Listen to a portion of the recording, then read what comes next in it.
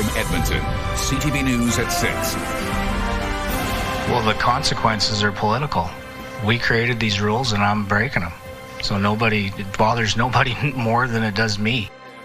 The United Conservative government plans to run deficits for another 3 years in Alberta, effectively setting itself up to break its own legislation by the end of 2026 with no balance in sight. Still, Finance Minister Nate Horner says he's proud of the budget table today. Let's take you inside the numbers. The province projecting revenue at $74.6 billion, with total expenses set at $83.9 billion. That leaves a deficit this year of $9.4 billion. Now, there are deficits projected for the next two budgets as well, $7.6 and $6.9 billion respectively. The finance minister says Alberta can weather a financial storm better than other provinces. However, we are not immune to outside pressures, including the low price of oil. The budget is based on a forecast of $60.50 a barrel, only projected to rise about $7 in the next two budgets. CTV's Connor Hogg joins us live from the legislature tonight. So, Connor, there's a lot to unpack in this budget, but let's begin with what's straining the province's finances. Well, Kent, the provincial government says that despite global economic uncertainty, high expenses and low oil prices, it's spending on the things it says matter to Albertans. Our province will not have a balanced budget this year, and based on projections, it won't have one for quite some time. Alberta is running a considerable deficit this year, but we're not making massive program cuts, and we're not raising personal income taxes. The province is projecting Alberta will be in the financial red for years to come. 2026's $9.4 billion deficit will be followed by $7.6 billion in 2027 and $6.9 billion in 2028. Finance Minister Nate Horner says it's a combination of population increases, volatile resource revenue, bad federal policies, and global market shifts that's to blame. Despite our challenges, our province is faring far better than the rest of Canada, and our focus remains helping Albertans weather this storm. The province says it will spend to maintain public priorities, healthcare, education, and other vital services. Alberta's population is projected to decrease in 2026 by 1.1%. The province estimates the decline will weigh on consumer spending while contributing to a more balanced job market. The UCP government is breaking its own law by forecasting years of deficits without a short-term turnaround plan. The consequences are political. We created these rules and I'm breaking them. So it bothers nobody more than it does me. No surplus cash in the province this year or the next three means no additions to the Heritage Savings Trust Fund. Projected growth is based on the money already there. Withdrawing money from it to spend on services now would require changing UCP legislation. Budget 2026 makes tough choices and keeps our focus where it belongs, on what matters most to Albertans. Horner says it will soon be up to Albertans to decide what their priorities are. Is it getting into more debt or paying more in provincial taxes? There will be lots of questions, no doubt, and there should be at kitchen tables everywhere about, is this the right tax structure for the province?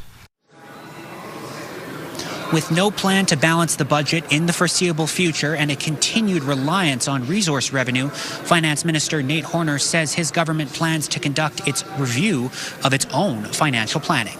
Kent? All right. Connor, thank you. Now, Edmonton City Hall was bracing for a bad news budget, and it got one. The overall funding pool for infrastructure is shrinking along with government revenue, and homeowners can expect to pay more in provincial property taxes. CTV's Jeremy Thompson has more from the legislature as well tonight. So, Jeremy, another tax bump. Yeah, that's right, Kent. Edmontonians are already bracing for a nearly 7% property tax increase this year out of City Hall. The legislature is now adding to that burden. Its portion of your property tax bill is going up by about 13% in our city. I think everybody's going to have to be, reasonable or equally disappointed. The finance minister acknowledges Alberta cities and towns will not get everything they asked for in this budget, not even close. I know the needs are real, but you can see where we're at with this deficit. and needing to continue to prioritize. Municipalities have wide-ranging needs. Edmonton asked for money for housing, economic development, transit safety upgrades, affordability measures, and infrastructure. The pot of provincial dollars for major projects shrinks by $24 million in 2026. We're all feeling the pinch, obviously, and we are in this together. Our revenue's linked on LGFF, as I mentioned. While the province is giving less, it's taking more. The average Edmonton homeowner will pay $154 more in provincial property taxes this year, a 13% increase. That's on top of the tax bump City Council approved in December. On average, tax bills will go up by nearly $400. The increase that they're asking for, we'll happily collect that and make sure we remit it to them, and knowing that that's going to go to good investment. But we also need to remind people that that's actually not going to the city to provide municipal services. The province is maintaining spending on major projects it already committed to, like LRT expansion. It's also spending an extra $13 million on the event park coming next to Rogers Place. As we move along here, I honestly would expect we'll see less of those things as we continue to have to prioritize health and education. At the end of the day, I'm not interested in nice-to-haves. I'm interested in making sure we can maintain and fix all of the infrastructure that we have. We have a large infrastructure deficit that's existed for a number of years. Now, there is an olive branch in this budget for Edmonton. That's a $20 million top-up to the grant the province pays municipalities. Instead of paying property taxes for buildings in those communities, Edmonton has quite a few provincial buildings. So this will now mean that that program is made whole after the province spent about 5 years only paying half of its property taxes through that grant program. The Finance Minister, Nate Horner, does say that it only made it into this lean budget because Premier Danielle Smith wanted it to. All right, Jeremy, we're going to pull another line out of the budget here, too. A bit of a jump scare for fans of the old Royal Alberta Museum building. Yeah, Kent, that's a $30 million line in the budget for demolition of that old museum on 102nd Ave. Of course, there is an ongoing process right now to see if that building can be saved, redeveloped, repurposed in some way. The Finance Minister does say that process is still going on, and there are no immediate plans to demolish the old museum, although he says it's important to put it in the budget just in case. Kent? Okay, that's Jeremy Thompson live for us tonight. Jeremy, thank you. Well, the province is increasing its spend for the Chief Electoral Office by $20 million to account for the upcoming referendum. The province will hold this referendum in October. Many of the questions asking Albertans how to manage population growth. It says these questions will help ensure services remain sustainable, particularly in education and healthcare. When asked today how much newcomers contributed towards the $9.4 billion deficit, the Finance Minister was unable to give a number. I'm not here to cast blame in any direction, but I do think that, anybody that's been paying attention, the immigration policies of Canada over the last few years were not responsible. Horner says recent population increases have not come with substantial increases in GDP. Population growth is expected to slow to 1.1% in 2026. And the province is spending $34.4 billion on health care, up $2 billion from last year.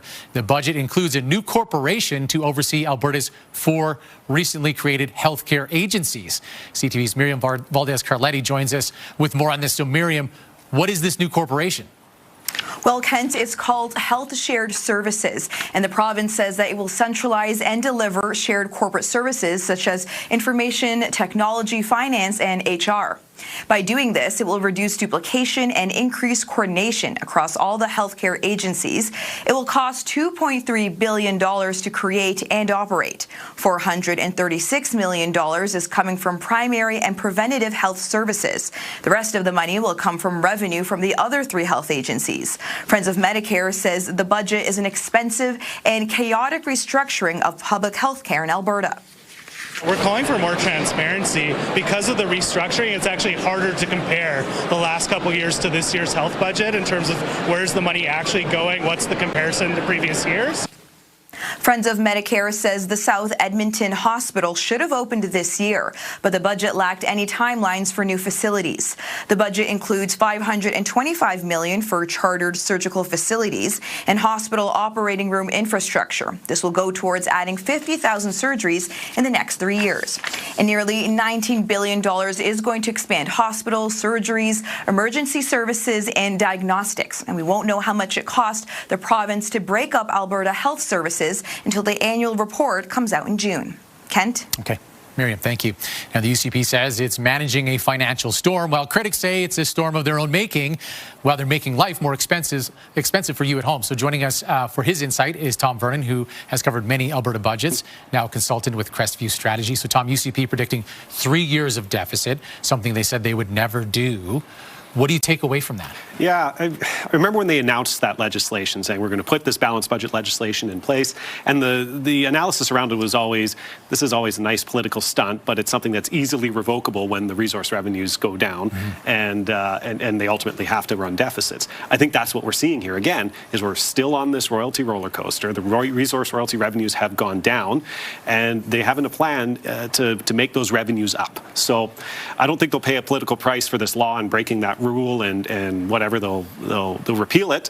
It's more, how do they manage the finances here this year and in the next couple of years going forward? Now, the finance minister sort of indicated on this, talking about Albertans need to decide on the structure here. Is it time to have a conversation about PST? I mean, we have this conversation every couple of years. Every time there's a big dip in resource revenue, we go, is it time to have that PST conversation? Is it time to talk about the tax structure here? I think back to when Jim Prentice was Premier, heading into that 2015 election, he spoke about Albertans need only look in the mirror and having that tax conversation, and it cost him politically. I think back to then Premier Jason Kenney and Finance Minister Travis Taves. They had spoken about, let's get a panel together, we can look at our tax structure, and then we'll speak about what the taxes look like after that, with everybody saying, well, is that going to be a PST conversation? And now we're right back to it. The political appetite for a PST is very shallow in this province. They know that introducing a PST is a political poison pill, but there's also that conversation around how many times can we go back to the well and how many times can we keep having this conversation on, boy, how do we get off this resource royalty roller coaster? Will we have that conversation? I'll believe it when I see it. Okay. Now, they are spending in healthcare and in education, which many were demanding that they do. Is this going to score them some points with people? Well, score them some points with people, maybe. Will it quiet down their critics a little bit more as they try to have other conversations in the legislature and have other conversations in the public? So the proof will be in the pudding on how is this education funding rolled out? How is this new corporation in healthcare going to make things run better in hospitals? We hear a lot of nightmare stories happening in our hospitals, happening in our healthcare facilities. So, you know, the funding's nice. It's a good headline story for them right now, but the proof will be in the pudding come September when the new school year starts. And are we still seeing big classroom sizes? When we get halfway through the year, are we seeing any improvements when it comes to surgical wait times? Proof will be in the pudding on that. Great headlines, great thing for them to point to. People aren't going to, say, hey, that's a bad idea investing in social services, but let's see the results. Certainly a lot of headlines to come out of today, but then it all paves its way forward. Tom, thank you so much for your insight today. We will have more budget coverage, including an interview with the finance minister later on the show. For now, let's go over to Matt Woodman with more on local news. Matt? All right, Ken, thanks very much. A winter storm brought rain, slush, and then some snow to Edmonton this afternoon. Environment Canada issued snow squall warnings for northwestern and north central parts of Alberta, including Edmonton, throughout the day. Snow squalls are brief periods of snow and gusty wind that can cause near zero visibility at times. With temperatures dropping, the city of Edmonton has activated its cold weather response. That allows vulnerable people to take shelter in city facilities like libraries and rec centers. It also adds an overnight shelter bus. Josh, I was shivering just thinking about another winter storm, but the good news is it's all over now. Yeah, just the cold for 2 days. I think by Sunday it starts to warm up. We had talked about the fact that this was going to go through really quickly and that the timing, had it been later this afternoon and lined up with the evening commute, it would have been a lot worse. As it was, came through early this afternoon, at least here in the city. And so, if there were people that weren't near a window this afternoon, you didn't even realize that there was a snow squall that blasted through the Edmonton region earlier in the day today. Worst of the weather right now is off to the west and to the south of the city. You can see it did start as some rain, and now it's flipped over to snow. We do have gusts in the 60 to 90 kilometer per hour range for areas south and southwest of Edmonton. So no snow squall warnings in place anymore or watches. We do, however, have a snowfall warning. And that includes Red Deer as well as areas off to the west and to the south, 10 to 30 centimeters there. Here's what it looked like earlier in the day today here in the Edmonton region before the squalls blew through. Cloudy skies. We got up to 7 degrees for a daytime high today. The drone's brought to you by Century Casinos. 3 great locations, Edmonton, St. Albert, and Century Mile. Temperatures 10 degrees above average today, but we're in for a big drop.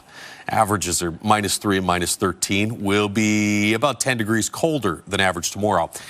We've since, hitting 7 earlier in the day today, slipped to about 0 downtown and outside the city. Still a little gusty, though, and that'll persist for the next couple of hours. By the time we get to about 9, 10 o'clock tonight, though, the wind dies down. Look at these temperatures for tomorrow. -15 through the morning hours and a high of just -14 in the afternoon. Talk a little bit more about that and the warmer air returning for Sunday, Monday, later in the newscast. All right, Josh, thank you. Coming up next on CTV News, tools of the trade. I've never seen something like this in my career. This is a first. How thieves use stolen life-saving equipment during a series of break-ins. Also just ahead. This is one of the approaches that's encouraging more people to be here. The city is spending more money to bring more people into downtown Edmonton.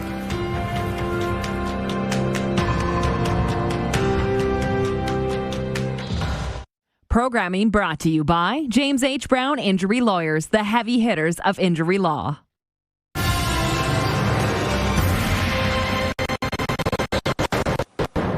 Several life-saving tools stolen from a rural volunteer fire department have been recovered.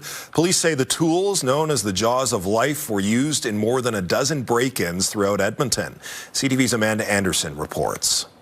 In this case, the crime started in one community and ended up impacting many others. That crime started at the Calahoo Volunteer Fire Hall, where police say several tools were stolen from a fire truck just before Christmas. Tools used by firefighters to rescue people involved in crashes. Thankfully, there was not a call or a downgrade in service. We were able to relocate a spare set of tools that we do have. Jaws of Life tools were also stolen from the Water Valley Fire Hall northwest of Calgary. It wasn't long before police in Edmonton realized they were being used in a string of break-and-enters here in the city. They're not, again, like your just run-of-the-mill pry bar or something like that. So it became obvious quite quickly that there was unique tool or tools being used. Between December 1st and January 8th, police investigated 18 break-and-enters in the southwest, southeast, northeast, and Sherwood Park. They say 14 involved the stolen Jaws of Life tools. All of these break-and-enters occurred at various types of retail businesses,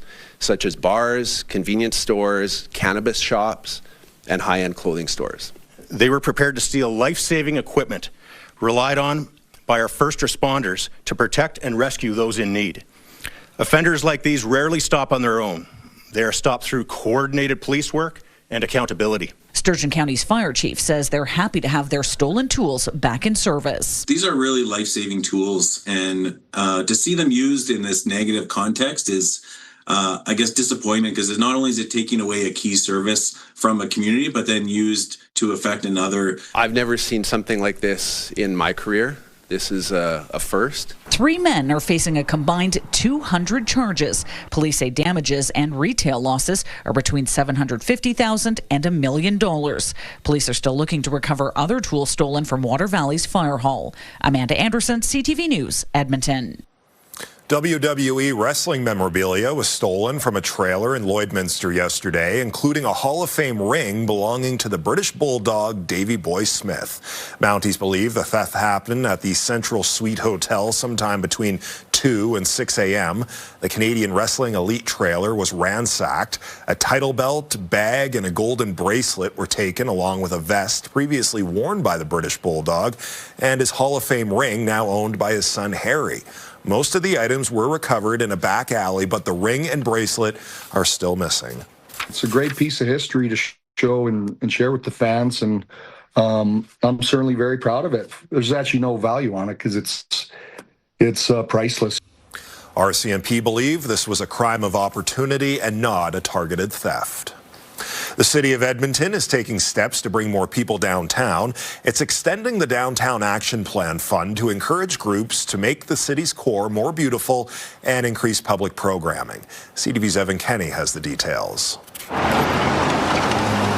The city wants to bring more traffic and vibrancy to Edmonton's core. To do so, it's offering $3 million to groups, businesses, and artists through the Downtown Action Plan Fund. It's had a measurable impact on businesses when they're doing different events and programs. We're seeing increase in sales to these local businesses, and that's at the end of the day what we're going for. We're trying to create a more vibrant space, working on economic development and allowing local businesses to thrive. Funding will be broken into 3 streams: programs and activations, recreational amenities, and placemaking and beautification. The first and third streams are up to $100,000, and for recreational amenities is $250,000. Project ideas can range from pickleball courts to festivals and interactive art installations. This is one of the approaches that's encouraging more people to be here, create a bit more of a better design environment from a lighting perspective, and essentially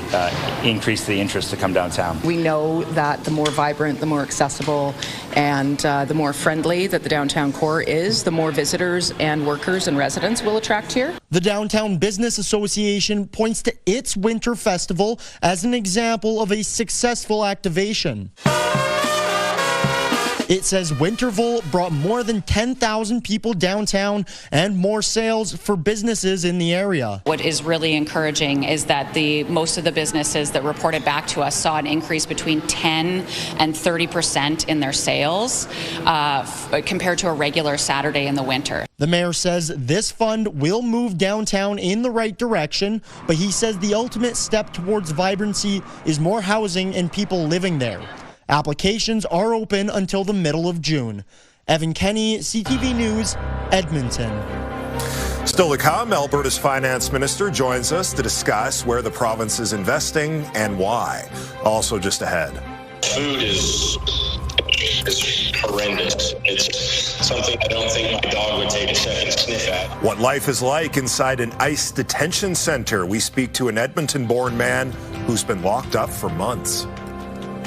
Well, this afternoon's storms are long gone here in the Edmonton region, but now we get to dig back into some cold temperatures for the next couple of days. Talk more about that and the wind shaking around the camera right now.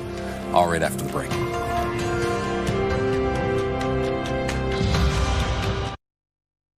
Programming brought to you by James H. Brown Injury Lawyers, the heavy hitters of injury law.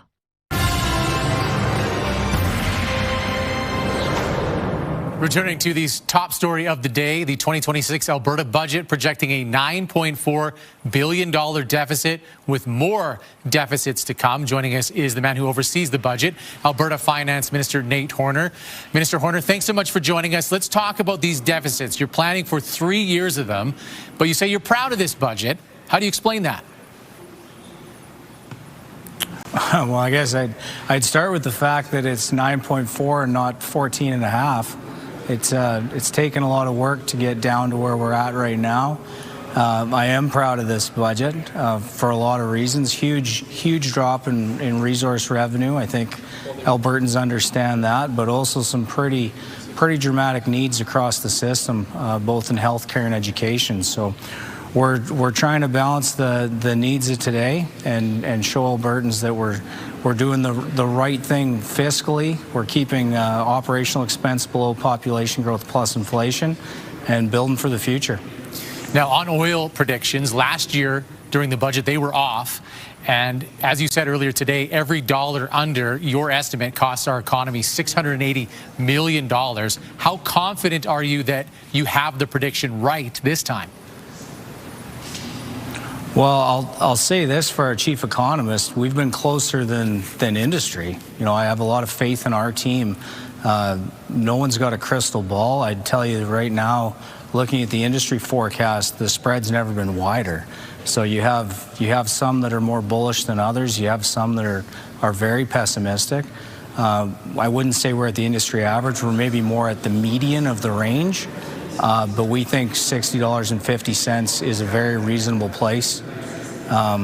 You know, it was as high as 66 today. It would make my life easier if that was the forecast, but I'd rather leave that upside for the province and have us come in at a conservative, reasonable forecast. Now, given how hard it is to predict, and you hinted at this earlier today, that Albertans have to really think about the tax structure, are you hinting at a conversation about a provincial sales tax? No, I wouldn't say I'm hinting at that. I'd say that I think Albertans need to understand that we have a plan, a long-term plan for the future of this province. You know, and that's something that I was born here. That hasn't existed in my time as Albertan. It involves leaving the retained earnings in the Heritage Fund, letting it grow, having a substantial, revenue source for the future for our kids and grandkids. But that requires patience. It requires us to keep the operational expense down. But if we're to play that out, Albertans will have to become, more comfortable with us weathering deficit years on their behalf. And that's what we're facing right now. Mr. Horner, you've had a long day, a lot to go through in this budget. We certainly appreciate you taking time to answer our questions tonight. I appreciate it very much. Thank you. Thank you, sir. And while the province is borrowing some money to pay for its expenses, there are fee increases as well. Advanced education trade fees will double or triple in some cases. Daily charges for continuing care homes will increase by 2%. Licensing and registration fees for businesses and charities will increase by 33%. And entrance fees to provincial historic sites will go up. There's a new tax on rented vehicles, and the hotel tax is going up from 4% to 6%. We will continue to have the latest budget news here and online, ctvnews.ca/Edmonton, and on your morning tomorrow. But for now, we'll send it back to Matt and to Josh. All right, Ken, thanks very much. Josh, the budget in the minuses. At least there's some good news. Temperatures outside today in the pluses. But not for long. Not for long. This will be a short-lived cool down, but temperatures are going to get back well below average for tomorrow and Saturday, especially Saturday morning in the minus 20 range to start the day. River Valley Skycam is brought to you by Action Furnace. Fixed right or it's free. We're at the freezing mark right now under cloudy skies after hitting 7 earlier today. -2 already in Red Deer. It's -19 in Fort McMurray, and you can see in the mid-minus teens here. Grand Prairie, Peace River, Slave Lake. That's what's coming our way. Dropping in from the north in behind this cold front that slid through earlier in the day today. Gave us a little brief blast of some rain and snow. Maximum wind gusts in the city were only up about 50 kilometers per hour. Look at other parts of the province, though. Close to 90 early today in Grand Prairie. Gusts to around 80 in Red Deer. Wind warnings across the south. Wind gusts over 100 kilometers per hour. Here's what we're dealing with right now. Gusts are done, at least for the time being in Red Deer. I think they may come back in the next hour. Still gusting to about 50 kilometers per hour in the east and 20 gusting to 30 out of the northwest here in Edmonton. There's the front, which has now dropped off to the south of the Edmonton area. And so that's taken the snow away from the Edmonton region, just cloudy and windy out there. Still have some snow here in through the Fort McMurray region. You've got some snow, well, it looks like it's falling apart, but south of Grand Prairie. Worst of the weather, though, really is off to the south of the Edmonton region in these purple zones, the pockets of heavier snow. There are no longer any snow squall warnings, but you are going to start to pick up overnight tonight and through the day tomorrow some pretty significant snowfall accumulations. Cold warning across the northeast, wind warning in the green zones, and this red area, which does include Red Deer. Snowfall warning. By the end of the day tomorrow, Red Deer could see around 15 centimeters of snow. Jasper may be close to 30 centimeters of snow. So it's going to come down all night tonight and through the day tomorrow. Most, probably all of this, stays off to the west and south of the Edmonton area. I've put a chance of a little bit of light snow in the forecast for tomorrow, but it really looks like for most of the day, probably all of it, it's just cloudy skies. We'll see a little bit of clearing late in the day Saturday, but look at, there's the cold air that sinks in tonight and through the day tomorrow. Starts to retreat off into Saskatchewan and northeastern Alberta Saturday. We're back into single digits, and then there's your warm-up. Temperatures back to around the freezing mark by Sunday. Here's what the next 24 hours look like. Mid-evening, -6. -15 tomorrow morning, and it just kind of hovers in the mid-minus teens all day tomorrow. with light wind, thankfully, so no significant wind chill. Strongest gusts should be done in the next hour or two here. Minus 20 Saturday morning, back to minus 8 in the afternoon. 0 on Sunday. You get another chance of some late day wet snow or a little rain snow mix there on Monday, but temperatures Monday, Tuesday back above 0 by a couple of degrees. We'll take a step back, slightly cooler Wednesday, and then a handful of degrees above 0 by the end of next week. All right, Josh, thank you. After the break, the Prime Minister heads to India. He's taking that message of middle powers coming together. As Mark Carney starts a 9-day trade trip, a shift in tone around the Indian government. Plus, Canadian Paralympians are off to Italy.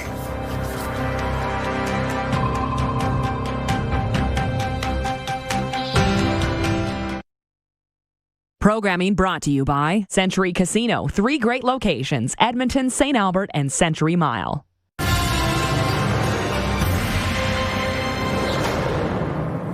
A Canadian man born in Edmonton is fighting to be released from a U.S. immigration detention center. He's been held in custody for months.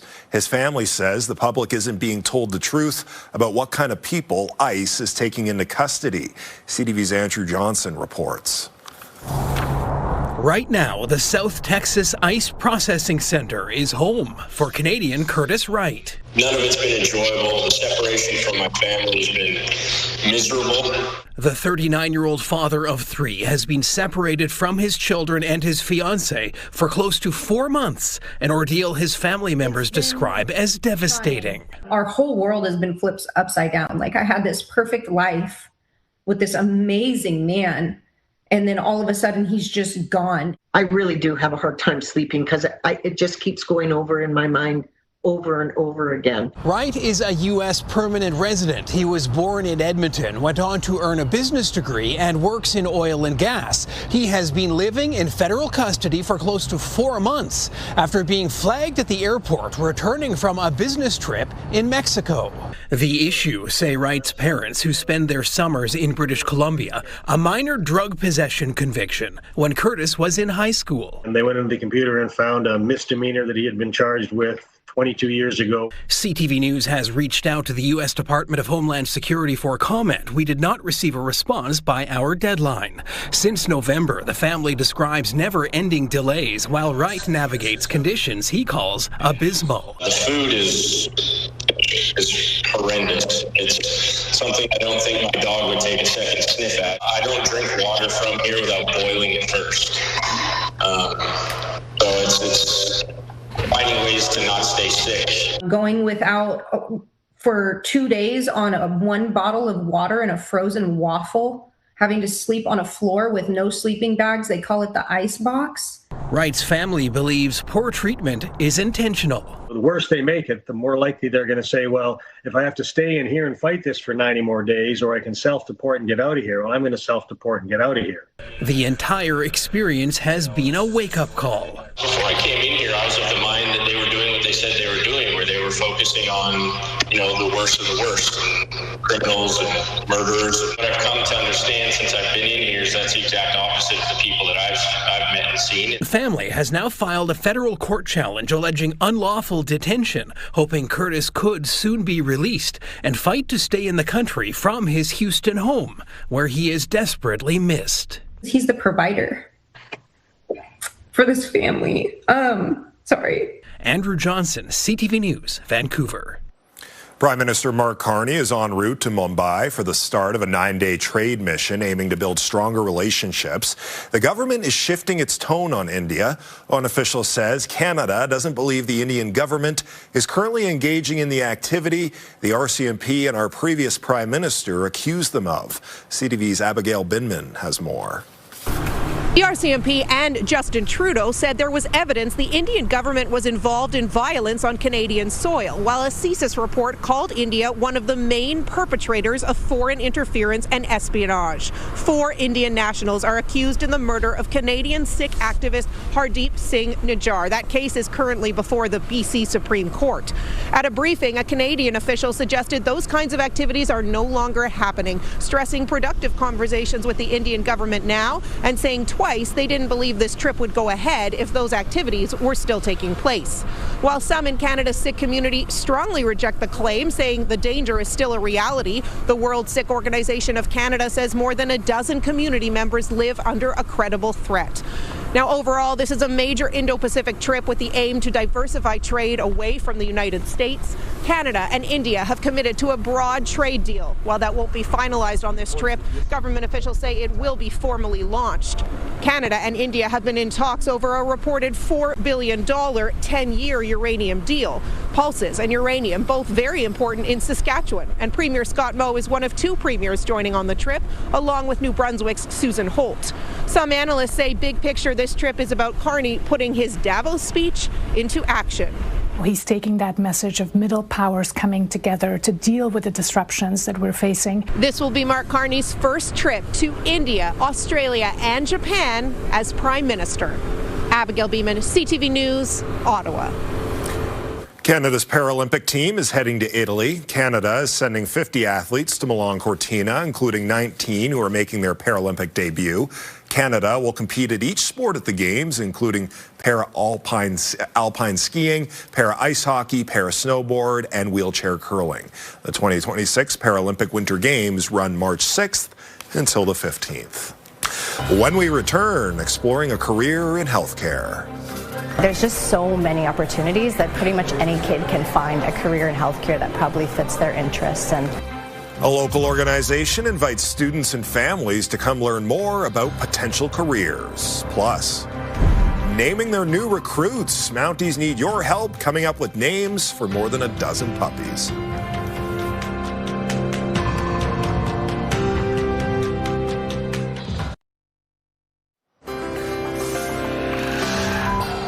Here's a look at today's markets. The Canadian dollar was down marginally, still trading for 73 cents against the American dollar.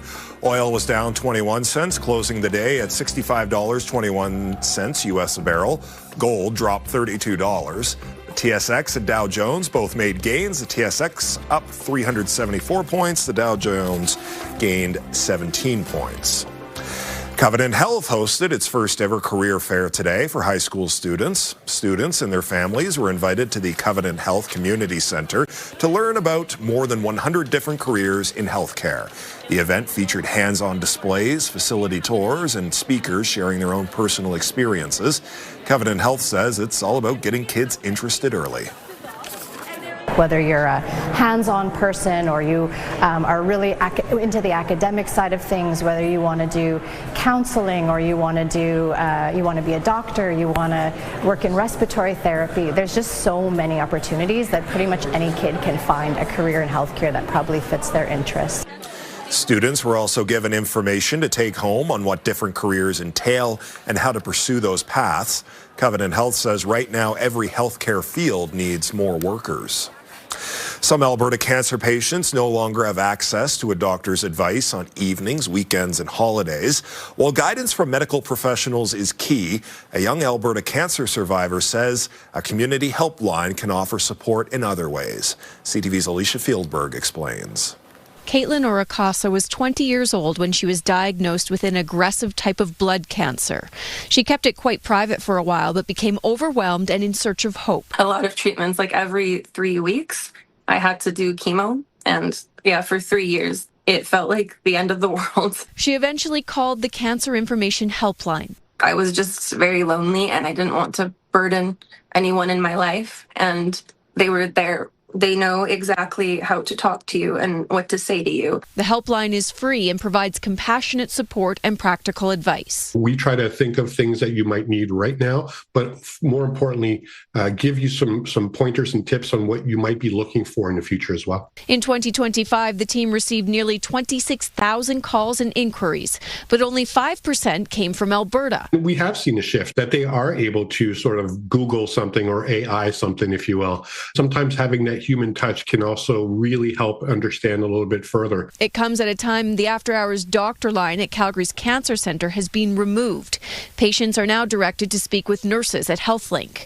The Cancer Information Helpline does not offer medical advice, but can connect people with supports, including financial assistance and transportation. Oracasa is now in remission and hopes sharing her experience helps others. sometimes you need to let it out.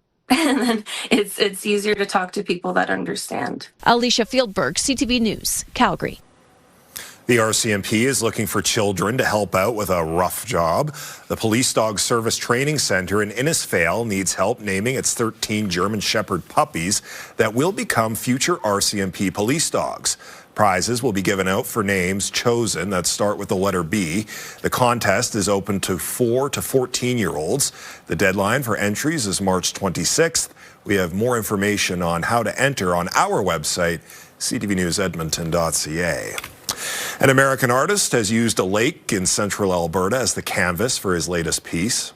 In this case, I create a portrait with charcoal on the ice, a figure scarred from life and emerging like a baptism. He traveled to Abraham Lake, 2 hours west of Lacombe, to create what he calls an earth fresco. He says this is one of the only lakes where during the winter you can see methane bubbles frozen beneath the surface and the wind polishes the ice into almost pure glass. The piece was done in collaboration with Travel Alberta. Still to come tonight on CTV News, the return of heated rivalry. It makes me feel young, I guess, in some ways, you know.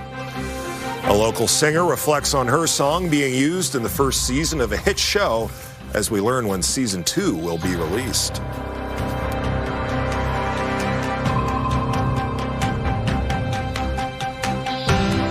We've got another great night of entertainment coming up right here on CTV, starting at 7 with E-Talk.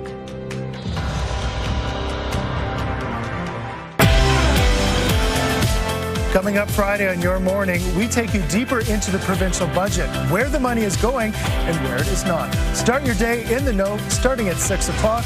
See you then. Your Morning Edmonton, weekdays. Programming brought to you by Leading Ladies of Broadway with your Edmonton Symphony Orchestra. Learn more at winspearcenter.com.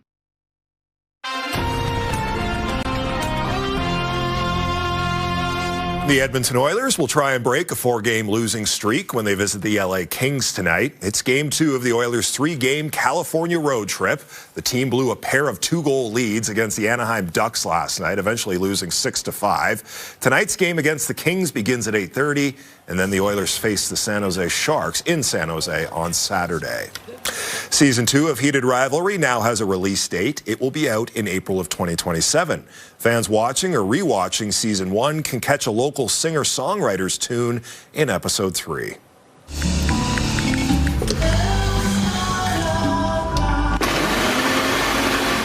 Well, you can only hear a few words of Tropicana before the blender starts. The track has now been streamed more than 900,000 times on Spotify. One of the writers and performers of that song is a retired teacher living in Bonnyville. Rosemarie Cameron and her music partner wrote Tropicana back in the 70s. She says it's thrilling to relive it through the hit TV series. It makes me feel young, I guess, in some ways, you know, that our music is still relevant. To be on the same page as somebody like Feist and many other artists that are so well known, it's just so great. Heated Rivalry streams on Crave, which is owned and operated by Bell Media. Josh, we reached daytime high of 7 degrees today. Nothing heated about this forecast, though. No, 21 degrees colder tomorrow. Minus 15 tomorrow morning, minus 14 in the afternoon. The good news is that the wind is going to die down here later on this evening and should be light through the day tomorrow. It will be cloudy. Yeah, there might be a couple of snowflakes flying around, but nothing significant. Minus 20 Saturday morning, minus 8 with some sunny breaks Saturday afternoon. And then we're back to around 0 Sunday and back above 0, it looks like, early next week. Another chance of some rain or wet snow Monday night. All right, Josh, thanks very much. Josh and I will be back here tonight at 11:30, and for News Anytime. You included me this time. Of course I did. Oh, of course. Love the promo. We're back here tonight at 11:30. Have a good night, everyone.